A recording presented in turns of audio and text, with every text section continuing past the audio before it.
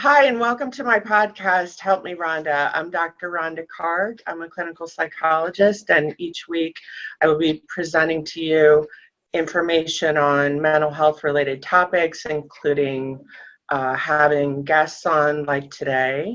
We have a very special guest today, and he's going to share with us about his journey and some of the adversity and tragedy that he's overcome in his life, and sort of what has helped him in his healing journey, and maybe a message to the people that are out there that maybe have experienced significant loss like you have, maybe a message of hope for them too. So that's what we'll be talking about today. So I'll shut up now and let you share your story with us. I'm looking forward to hearing this.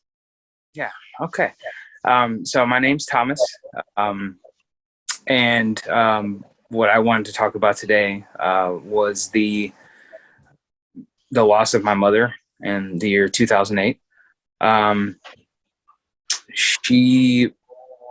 Let's start off with my parents were married for close to 41 years, for a long time.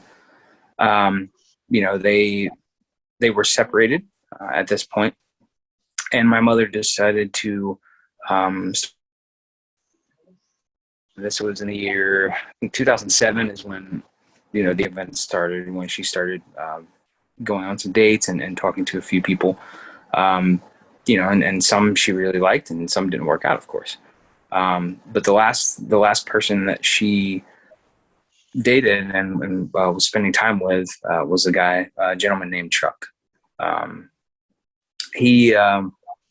only met him a handful of times. I guess the longest stint that I ever had interaction-wise with him was around my birthday of that year in September. I came home and, he was there for the weekend, and I went home. I was living in Charlotte. And I met him, and then about close to a month later, towards mid-October, my mother, she wasn't happy. She did want to end things as far as the relationship with him went. And I won't go into specific details about stuff just for the sake of this podcast. But she basically, what happened was she was going to end the relationship with him, and he didn't like that. He was not okay with it. And he ultimately ended up taking his life and hers as well. It was a very hard thing to go through. As I was woken up by a phone call from my brother's then girlfriend, and she told me what happened, and I raced home. I left my job. I left everything behind in Charlotte to come home to see what was going on, and ended up staying there back in Durham for a while, a good few months, while I tried to process everything and just deal with everything that we had to deal with. It was a lot of things you have to do administratively once that happens. And, getting everything ready for the memorial service and stuff like that. So that was a lot of things we had going on that we were trying to figure out. So I will say that,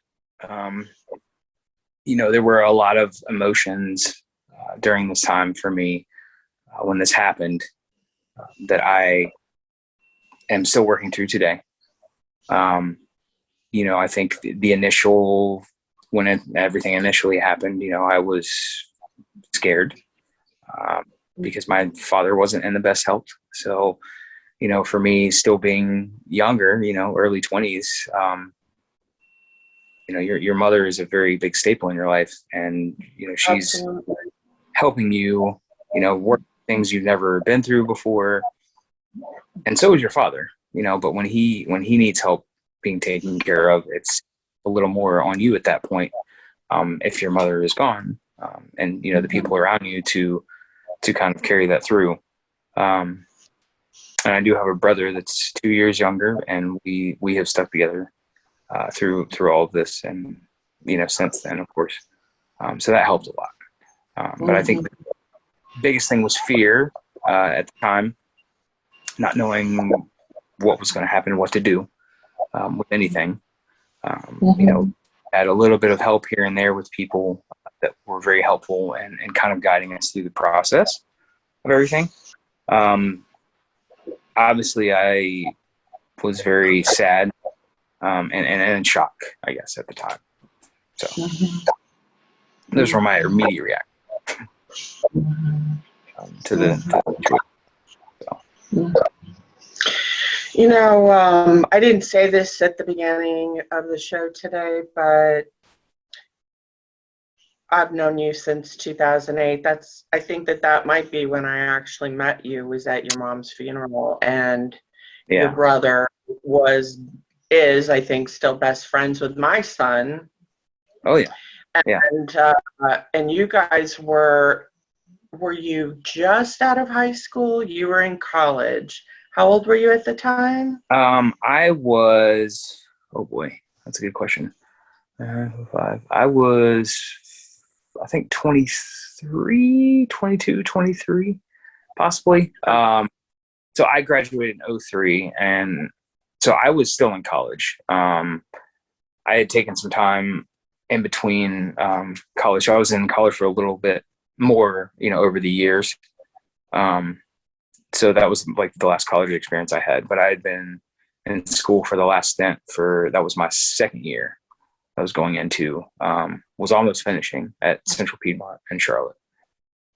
So that was the last, yeah. And then my brother's 2 years younger, so he was out of high school as well. Wasn't in school. Yeah. But yes, right. That was and when I went to the funeral, I remember I was devastated too, because I loved your mom and couldn't imagine what it must have been like for you guys. I mean, my heart was completely broken for you guys, and you probably don't even really remember this, but at the funeral, you and Mike were both, I think, in shock. Yeah. At the time, because that was such a devastating thing. And, I want to just pause for a second and point out that this is a prime example of how dangerous online dating can be. Absolutely. Your mom, as I recall, broke up with that man, or I don't know if they were even like a thing, but told him she didn't want to see him anymore. Yep. And then I think he told her he was moving to DC, and then was gonna just can I stop by to say goodbye to you type thing. Right. And it's just such, people don't realize, I don't think, with online dating, you do not know people.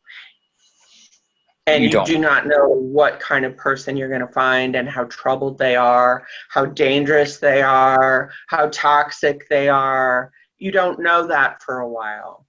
Absolutely. And your mom is still getting to know him. Correct. And there were a lot of things we found out after all of this transpired that we did not know about him.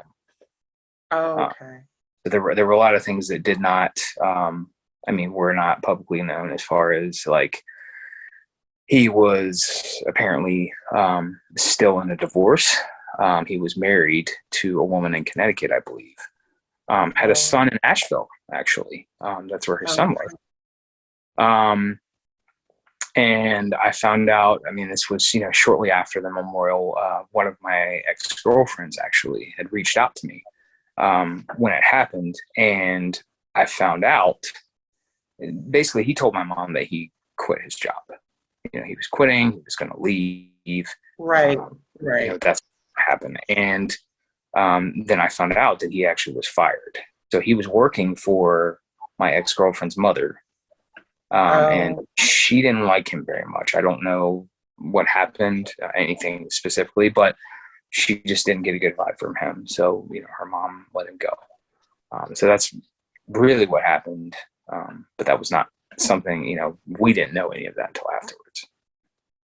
But Don, I'm going to go out on a limb here and say that you guys really, I think, even though I didn't see you very much, I'm guessing that things were really probably very hard for you for at least a decade, maybe. I mean, we're Absolutely. talking really hard. So what were those years like for you? Is you're like learning how to live with your mom, like who was such a significant part of your lives, Yeah. both you and your brother, and to have her gone and just kind of dealing with all of that. And then, like you said, the after effect of that, in the sense of like, now you're going to worry about your dad. And ultimately, Yeah. you lost your dad. So now, even though you're a young person, your parents are both gone. And that's been, I know, really difficult and painful. Yeah, it has been. I when I finally got to a point where I felt, the problem is I never really felt comfortable leaving. When I left Durham, I went back to Charlotte for a little stint. Probably, a little, less than a year. So probably 6, 7 months, something like that, maybe a little bit longer. As I was trying to work through everything, I still had an apartment there and all this stuff going on. And, I didn't end up going back to work or finishing school like I wish I had. I was just in a kind of a dark place. I did have, I was drinking a little bit and there was some substance use that, I'm not proud of. I was not in a good headspace. So I was not in a place where I really knew what I was doing. I felt lost.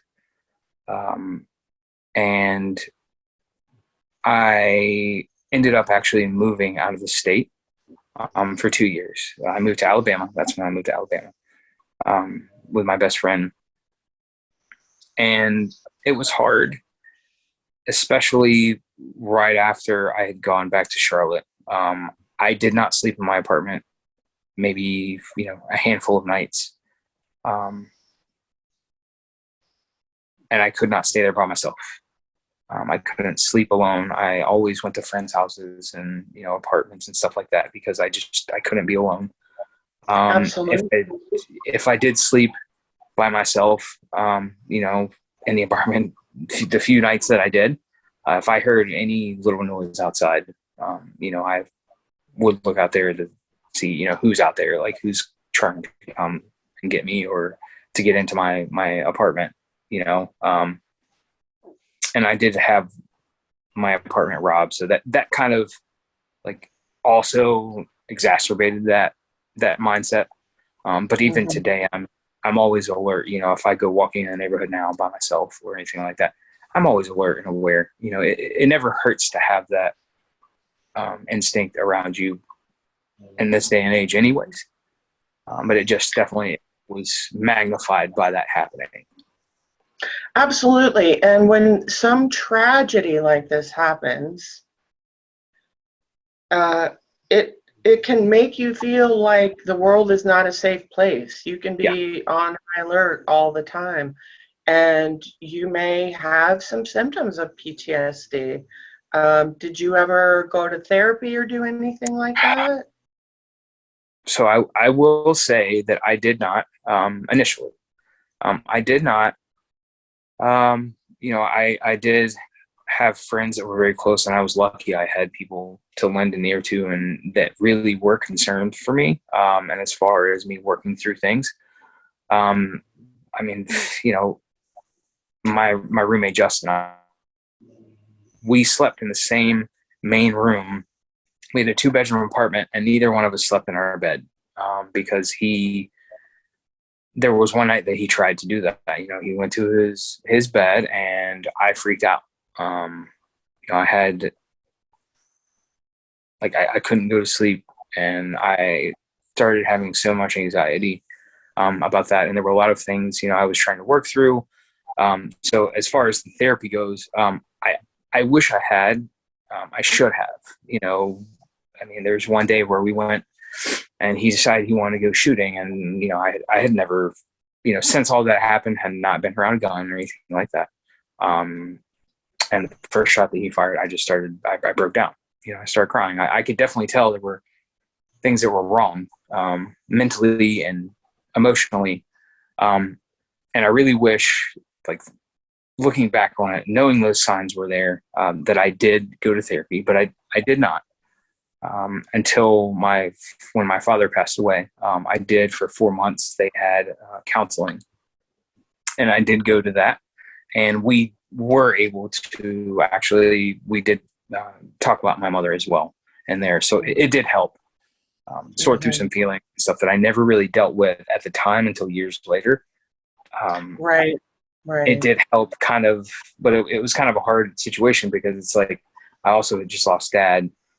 So I was trying to work through those feelings as well and sort through that, but she was definitely very helpful as far as, correlating, well, how did losing your mother kind of tying into that, the way you reacted when you lost your father, and, how did that change your life until that point, and what do you think is going to happen now, kind of thing, with all of these things happening in a short number of years.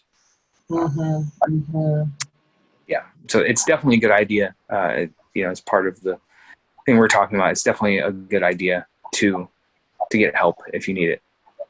Don't ignore the warning signs. If you can tell that you're emotionally detaching yourself, I mean, even today, like, I still seclude myself. So, I am definitely, I've always been a very social person, very outgoing individual, and always enjoyed going out and doing things with friends. And I have noticed, and the pandemic obviously did not help that. We all kind of had to stay inside anyways, and weren't really able to go do things. So I think that I kind of backtracked a little bit, for where I was getting more outgoing again.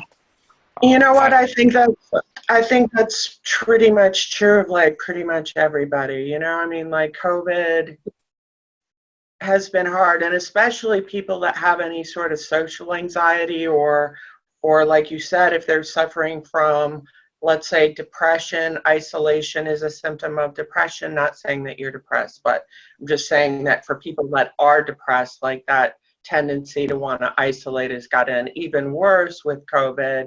Same with social anxiety. But pretty much, I mean, substance use sales are up 300%. Yeah. Since COVID started.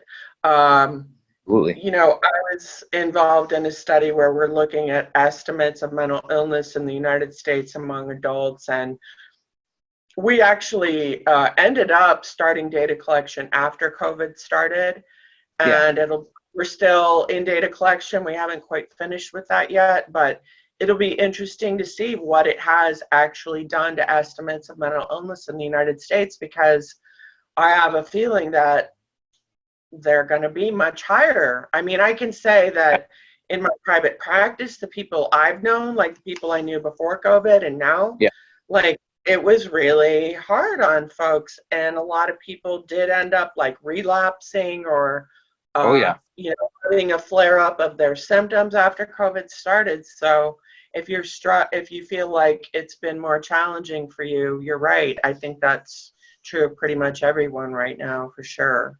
Absolutely. And it definitely was. I definitely could feel myself kind of stepping back, and I'd gotten so far, I've gone so far as healing and just getting a little better about the things that I had affecting me. I do feel like I have some depression issues sometimes, and I do get sad, and I do have, certain times of the year, like especially with the winter, of course, these things affect all of us, and they just mount up. They add up all together. They kind of snowball, and I think people just really need to be more aware and more open with how they feel, and not be scared to, tell someone when you're having these symptoms, when you're having anxiety, when you're having depression. We're built in a society where, men especially, we're not supposed to share our feelings. We're not supposed to, be the weak ones. And it's perfectly normal. It's human for us to have emotion and to to be affected by things that happen in our life around us and in our surroundings. Yes. So just never be afraid to speak up and tell someone and ask for help. That's the biggest thing I can say. Just, don't let your fears, don't let your past and things that have happened to you define who you are, and to keep you from living the life you're supposed to live, that you deserve to live. No one wants to have a life like that of, miserableness and depression, sadness, and just because of one thing that happened in their life. Yes, it's terrible. Absolutely. What I went through, it still affects me, of course. I still have social problems, relationship problems. I find it harder to detach and attach to someone, both in the same, if that makes sense, in the same time frame. I'm very reserved. Dating has been definitely difficult for me because I don't trust people easily. But then when I get attached, it's hard for me to let go, even though I know that it's not good for me or that I've been hurt by this person. I don't want to let go because of, I think that's tied into some separation anxiety that I probably have. I don't want to be alone, from losing mom, losing dad, from the cancer and everything. That also affected things as well. Because when my father got sick, I moved home and I took care of him for probably about 6 to 8 months. I really, day-to-day care, seeing that digression of him and just seeing him get sicker and sicker, and there's nothing I could do about it. So it's kind of one of those things where that's the second time in my life where I'm watching myself losing someone. There's nothing I can do about it. There's nothing I can do to stop this. I can't cure it. The only thing I can do is spend as much time with him as I can. So I quit my job. I moved back home. It was the best thing for me to do. It was the best thing I could have done because ultimately those last 6 to 8 months were the closest we had been since I left home to go to college. Yeah, some of my most tender memories are me taking care of my dad when he was in the hospital and things like that. It is very tender, special time together. Yeah, you feel more connection. Hard. Yeah. That must have been really hard. Yeah. So okay, so relationships are hard because you have trouble trusting people, which again, that's a symptom of PTSD. Again, not saying you have that, but to just say that is changing, it changes your worldview in Absolutely. that you don't feel that the world is a safe place anymore. And you can feel damaged and broken because of what happened. And you can have shame about the fact that you're not doing well. And there's all this after effects of something really tragic. And I really appreciate you sharing that part of your story where you were really struggling and didn't get help. I mean, it sounds like social support is really important to you, and you're lucky that you have social support in your life. Very few people actually really do, believe it or not. I mean, that's my impression. I'm a therapist. Maybe that's that's part of why I have that impression. But it's because it's true. We don't have a lot of social support, but we don't teach people how to be there for other people, and especially as it relates to grief. Yeah. In this society, we don't know how to talk about grief. We don't know how to talk about death or loss. Something we just try to distance ourselves from because we're uncomfortable speaking about it. Absolutely. Yeah. So even the people that are close to you, a lot of times they don't know how to be there for you because they just feel so bad for you that they want you to feel better. And so they'll say things like, everything happens for a reason. Oh God. I mean, right. Yeah. Oh yeah. People say the most insensitive things, and it's really seriously.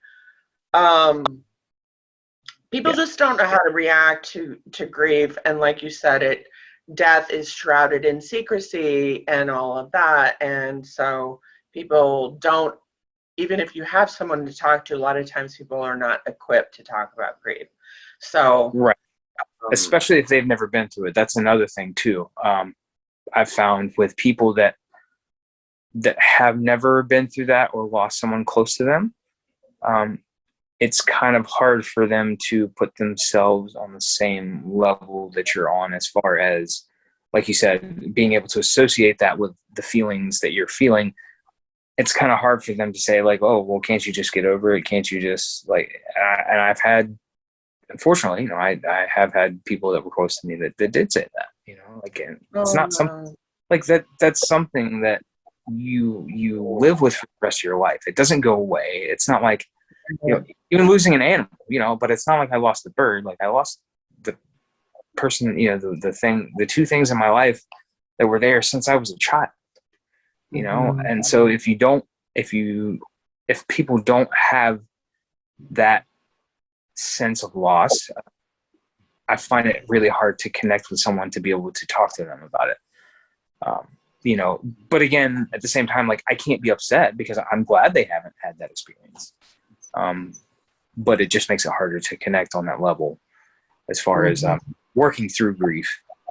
Working through grief. So. Yeah, so other than the social support, what have you found, Thomas, to be helpful in terms of helping you just, like, work through the grief and the depression? I think, again, talking to family definitely has helped. I mean, that's, I guess, another form of social support, but reflection. I think kind of analyzing things myself and kind of talking through things, and your biggest ally. And it really has helped me to kind of talk through things to myself and analyze and summarize, like, why do I feel this way? Are there things that I can do? I will also say something else that's helped me a lot is finding things, not necessarily to distract myself, but finding things that are good in the world has helped me kind of bring my view closer back to how I used to feel about things. Finding beauty in the world, that's why I took up photography. Music, I've always been close to music, but music definitely helped me a lot to get through that as well. Even listening to songs when I feel sad, I listen to something that does make me cry, but it helps me kind of get through that and really say, like, it's okay that it's okay to relate to what they're singing about, but there's someone else out there that has experienced this. They probably experienced this loss, and that's why they made the song. And so I connect with the artist, and I have someone indirectly helping me through it. So that's definitely something that has helped a lot. Reading a lot. The internet is your friend. Resources are your friend. Books, magazine articles, anything on mental health. Also, something else that has helped kind of given me an insight into things like that, documentaries. I know that sounds weird, but watching documentaries and being able to kind of realize that there are people that are going through things like this, and hearing other people's stories at the same time helps me kind of digest and maybe see things about my own situation that I didn't see from the inside, looking out in, that I kind of realized, well, maybe, this is the way this looked to people, and maybe this is why this is this way, and stuff like that. So gaining insight in terms of understanding, like, what other people's journeys are like, gaining insight into your own it helps. Way that your mind works. Solve the puzzle. Yeah. Grief is undoubtedly the hardest human experience that I've ever had, and I've been through some stuff. Grief is definitely the hardest, and one thing that really helped me through my times of grief, or still does actually still help me, but you can do this with other things in your life, not just grief, but it's called compartmentalizing things. I Right. call it putting things in a suitcase. It's like basically like, because we all have to get on with our lives. Like we can be Yeah. grief stricken, but we've got to keep a roof over our head. So we have to go to work and we have to like live our life when really all we want to do is get in bed and cry. Yeah. And so, like, imagine putting that pain into a suitcase, like an imaginary suitcase. Imagine putting the suitcase away. And then maybe at the end of the day, what I do is like open up the suitcase and just let myself for like a half hour just cry. And I'll just cry unabashedly bawling for like a half hour.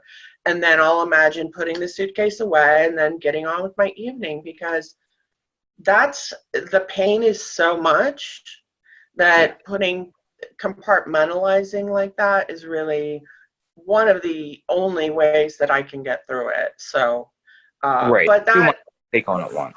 Yeah. yeah, but putting things in suitcases and distracting yourself, like you said a minute ago, like that's something that really helps you a lot. We don't want to ruminate about things that has happened, because if it does, as you know, like it'll just make you feel worse if you ruminate Right. and obsess and think about it over and over and over again. It is going to really ruin your day. But if you can imagine putting it in a suitcase and putting it away and like, I'm going to get on with my day, even though this really difficult stuff is coming up for me. And then, like I said, at the end of the day, if you want to open the suitcase and have your feelings, maybe journal about it for a half hour. Journaling helps a lot of people, Yeah. but it is really important to let yourself have your feelings at some point. Absolutely. Absolutely. Yeah. You don't want to share your feelings out completely, because if you internalize things like that. I did when I first lost mom and first lost dad.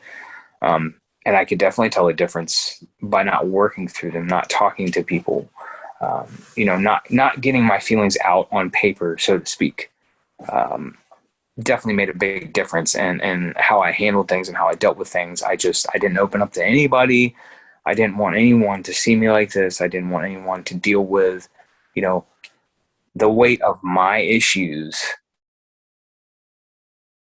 I just didn't want to bother people. And I know that's crazy. That's not, we shouldn't feel that way. We should be able to open up to others about how we feel. And like you said, with compartmentalizing, that definitely helps as well. I think that's another reason why I work so much, probably, is that I kind of try to want to not deal with things, but then, once I'm done with the day, I get into my car and I can sit and I can think about something. And then that's when I can really kind of sort through it and just say, do it in little increments at a time. So it's not so overwhelming to where it affects your ability to be able to function, to live, to have those relationship with friends and a significant other, if you'd like. And I'm always upfront, I'm always, another thing with relationships, I try to be as open as I can about things, as far as things I've been through. Like, look, there will be days when, maybe I am sad. Maybe I'm having, certain things happen. And if we haven't gotten to that point in a relationship where we have not discussed those, I just want you to know, like, I'm not crazy. I'm not having, an episode or something like that. It's just something that does happen from time to time that I will work through, that I go through, every while, and it happens. But don't be ashamed of it. Don't be scared to tell someone you love about what's going on in your life. And also be aware, be astute and keep your head on a swivel, to those around you, because there are warning signs of things, signs of depression, signs of, suicidal ideals, or, things like that. I mean, I'm not going to say that I've never had those thoughts ever. No, yeah, they're very common actually. Yeah, it just means that you have unbearable pain, yeah, and yeah. and We all need to help each other and support each other and be there to make sure that nobody gets left behind. right, no, absolutely, yeah. So, a couple questions that I have before we wrap up.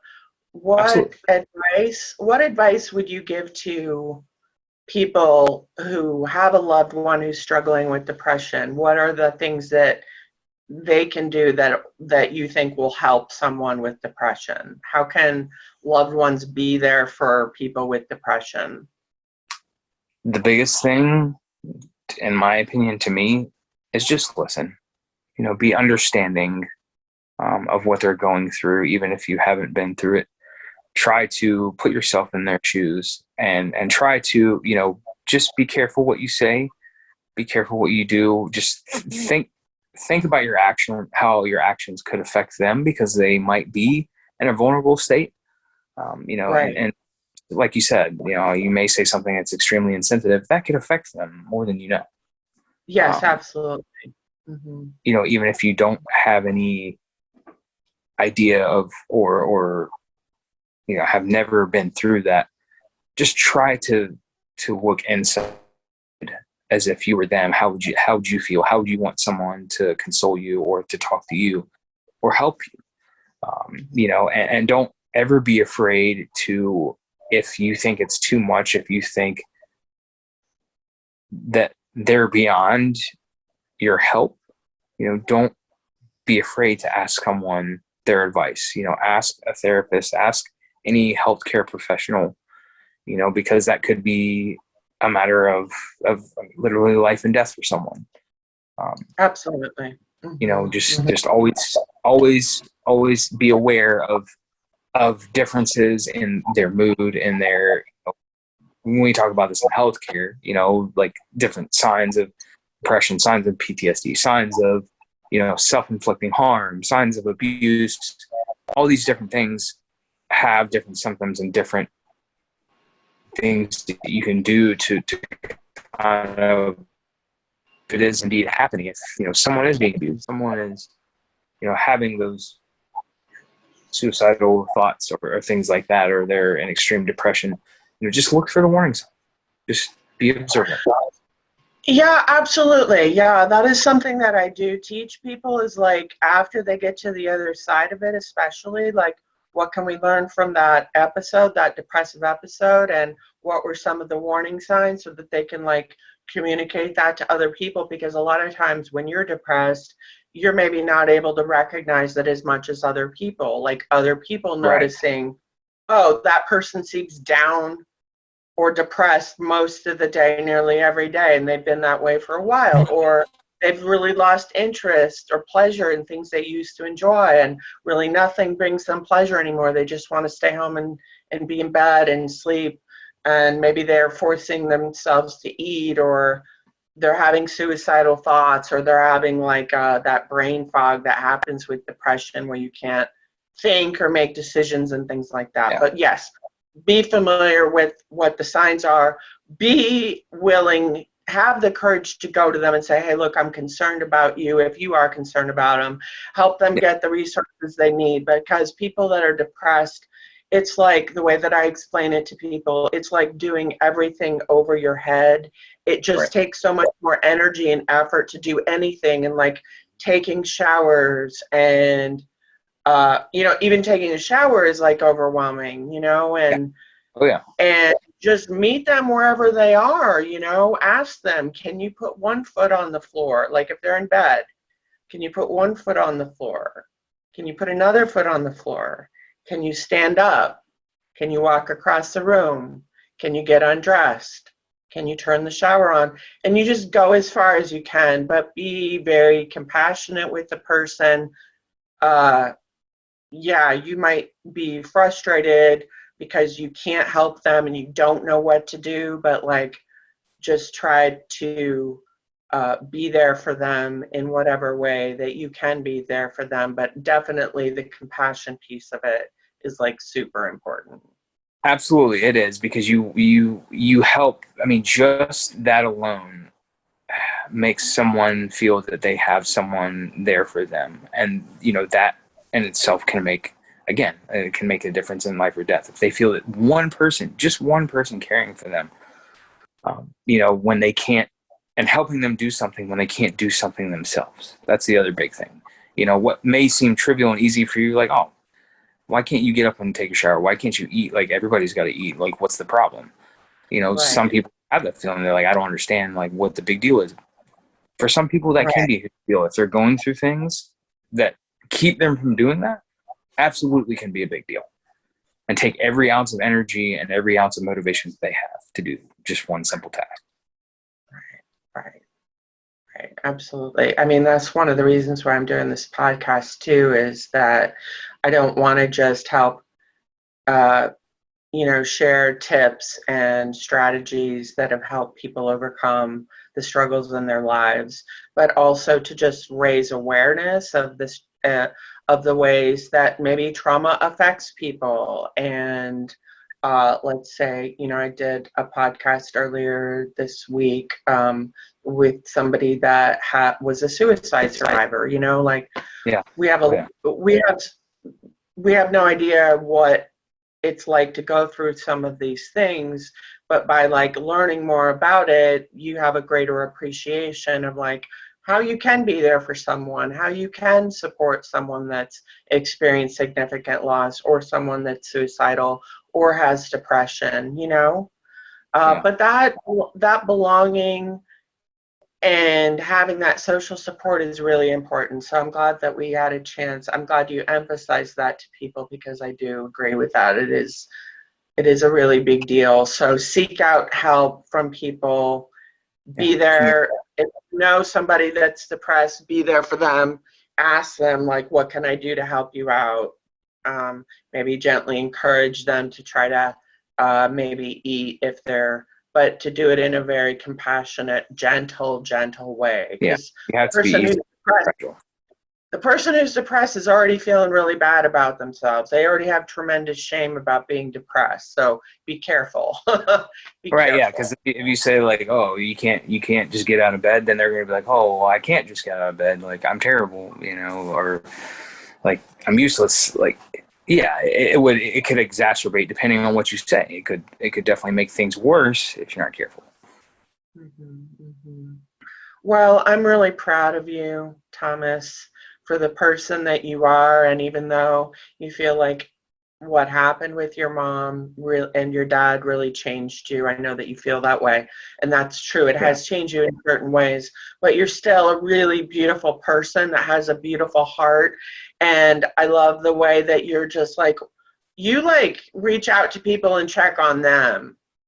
yeah, You know, it's it's you're important. very yeah, you're a super thoughtful person, and you really care about other people. And I know the people that know you love you. You're a good guy, and you haven't let the tragedy that's happened in your life, you still are showing up and positive, and putting one foot in front of the other sometimes to get through the tough times. But you're Yeah, you're doing it, Thomas. thank you. I am. I'm trying. It's not always easy, and I do have my Of hard days, course, but of I course. I also want to help other people. Going through that definitely changed my view on the world. So, and that's how mom was. That's where I get it from. Is her, her big heart and her kind nature. Like, that's who she was every day. And I'm just Mhm. kind of paying it forward. Like, I want to do for other people what she would have done for me. And what she did do for me. I mean, that's That's how she very was sweet. for us. And so I think it's important. We if everybody would just take a little more initiative to help others around them, and to make sure everybody's okay. I think this world would be a bigger place if it would ripple out, and the world would become a better place if we all just cared more about everyone around us and the greater good than ourselves. Mhm, mhm, mhm. Thomas, thank you so much for sharing your story with us today. I learned a lot about sort of how things have been for you in the last few years and the things that have helped you. And I know that your story it's definitely inspired me. I know that it'll inspire other people, to seek help from friends and family or professionals if they need that help. Yeah, And any resources you that you can have access to, definitely utilize them. right, right. And And thank you it's for okay to, yeah, yeah, yeah. It was really good to see you today. It was good to see you today. Yeah, it was good to hang out with you today. So thank you, and I hope you enjoy the rest of your day. I'll see you soon. All right, sounds good. Thank you, Rhonda. Okay, all right. All Thanks, right, Thomas. you're welcome. Bye. Bye. Bye.